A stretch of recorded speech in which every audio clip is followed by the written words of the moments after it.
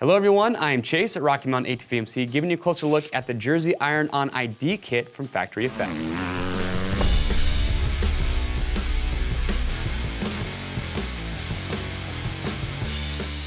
All right, so we've all seen those riders that have their name and number on the back of their jersey. We all think it looks good. We see the pro riders on the weekends, and we may think, man, we just want that factory look.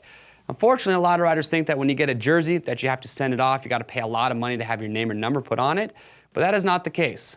These ID kits from Factory Effex, they're inexpensive, and what's great about these is they allow you to put your name and number on your jersey, and you can just do it right from your own home. You just need a basic household iron, a nice flat surface, and you are gonna be good to go. Now in these packages, you have 8.5-inch numbers, you've got 3-inch letters. Now depending on your last name and how many numbers you have in your riding number, you're typically gonna be able to do about 2 jerseys with the kit. Now also, with the name and numbers that you can put on your jersey, if you want to, we do have this sponsor kit from Factory Effex as well. So if you want to, you can put your favorite sponsors, put those on your gear also. But what we're gonna do today, because we get a lot of questions about how easy, is it difficult, how long is it gonna take me? So we're actually gonna go through right now, show you step by step just how easy it is to put these on. All right guys, so we're all set up. We've got our jersey, our table, we've got our kit. But before we actually show you the process of ironing that on, we wanna give you some tips that are really gonna help you out. So most important thing I can say is that prep work is gonna make or break this whole process. So it's really important to take your time, make sure you go through the instructions, but you're gonna want a hard surface to iron on. Now it's very important that you have some sort of cloth sheet on top of that hard surface between that and the jersey. And the reason for that is because you can actually have the ink from your jersey bleed through onto the table. I've actually done that before. So to avoid that, get a cloth sheet underneath. Also, with the jersey itself, obviously you don't want to be dirty, so if you've ridden in it, make sure it's washed. If it's a brand new jersey, you still want to wash it. It's very important because if you have a brand new jersey, you're most likely going to have ink bleed from the jersey onto the letters. Now, some riders think that looks cool, but the letters are white, and if you want them to stay as white as possible, the best thing you can do is just pre-wash the jersey before you go through this process. Now the last tip we want to give you is with the jersey itself. So once you place it on your table, your surface, you want to make sure you have any wrinkles and creases out, or as many as possible.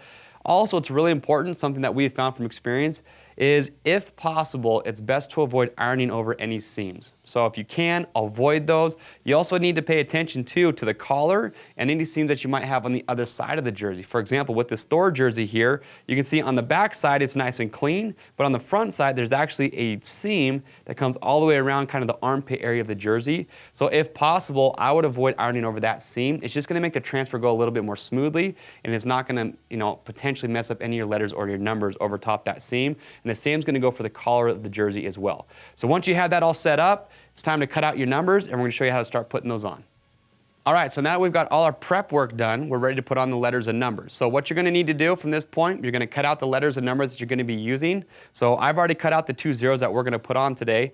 A couple tips that I have for this is, one, you can see that I've cut this out and I've gotten pretty close to the edge of the number. And the reason I like to do that is that way, as you're about to see, when we put the numbers on the jersey, you can get it lined up exactly how you want it. You know exactly where the edges are. So I recommend getting as close as possible. Another little thing to keep in mind, especially with like the letter or the number 0, is there is a little FX logo at the bottom. So just keep that in mind when you're using the orientation of this. You don't want to have it upside down. So just pay attention to that. But once you've cut out the letters and numbers you're going to use, what I like to do is just put it all on the jersey, get everything lined up exactly where I want it, and then from that point forward, what I'll actually do is take everything off except the first letter or number, and I just do one at a time.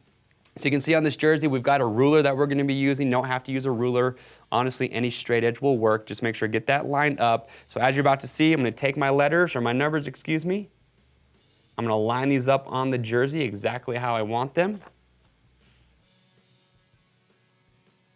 So once I've done that, I can eyeball it, make sure everything looks good. And once I'm happy with where I've got everything, like I said, I'm gonna take off one, and we're just gonna do one at a time, and we're ready to start. So when it comes to actually iron on the number, it's pretty straightforward. We've already got it lined up like we just showed you. So what you're gonna do is you're gonna do small circles. You're gonna do about 40 to 50 seconds. Now with certain letters, like we've got the 0 here, it's pretty big. So what you can do is you can actually just do half of the number first and then do the other half of the number after that. That way you're getting the same amount of heat, the same amount of time on each part of the number.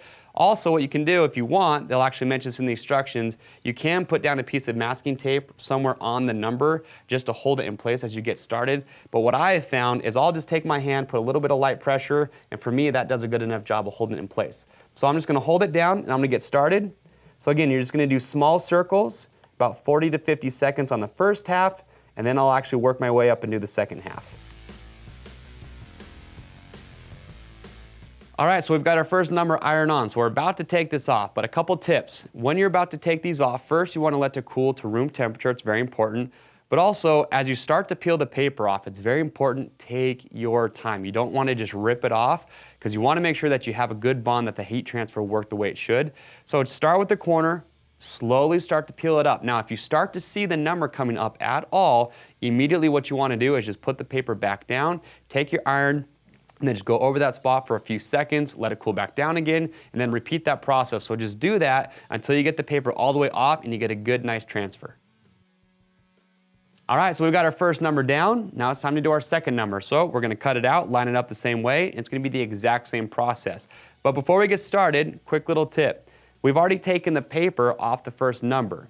Now you can see that we've got the heat transfer on there. You want to avoid at all costs touching this with the iron. If you touch this with the iron, it'll actually melt to the iron, it'll smear it, and it'll stick to the iron. So you don't want to do that. So if you've already taken the paper off your first letter or number, whatever it might be, they actually do include a piece of paper.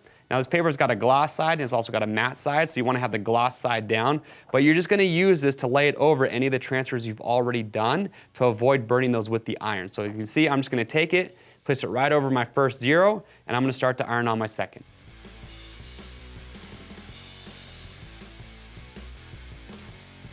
All right, guys, so there you have it. You just watched me put my number on this jersey, so now you're ready to go out and do the same thing.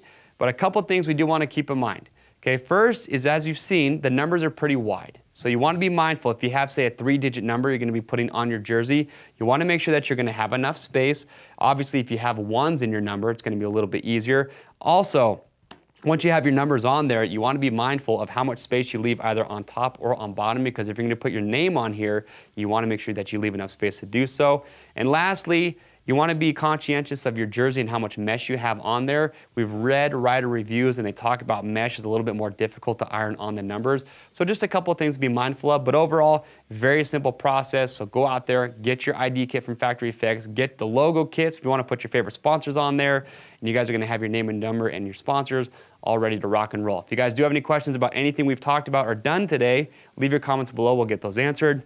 Another great place to ask your questions is on the product page.